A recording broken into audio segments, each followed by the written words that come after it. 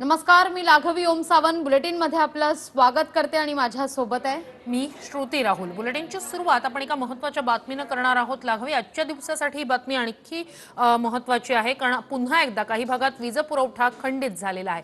नवी मुंबईत अनेक ठिकाणी पुन्हा बत्ती गुल झालेली आहे। यावेळची सगळ्यात महत्त्वाची बातमी आहे लालबाग, परळ, दादरमध्ये काही भागात अद्यापही वीज नाहीये। गेल्या अर्ध्या तासापासून पुन्हा एकदा विजेचा लपंडाव मुंबई आणि आसपासच्या उपनगरात सुरू झालेला आहे। नवी मुंबईत देखील अनेक ठिकाणी पुन्हा बत्ती गुल आहे।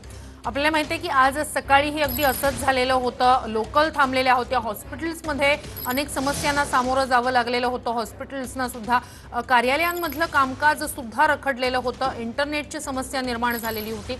अर्थात मुंबईकरांसाठी हे अगदी म्हणावं म्हणजे मुंबईकरांसाठी अशा प्रकारच्या समस्येला सामोरं जाणं हे काही नेहमीचं नाहीये। त्यामुळे निश्चितच मुंबईकर आज त्रासाला सामोरे गेले। मात्र पुन्हा एकदा आता आपण पाहतोय की हीच परिस्थिती आहे, वीज गुल झालेली आहे, बत्ती गुल झालेली आहे। त्यामुळे पुन्हा एकदा अंधाराचा सामना करावा लागतोय।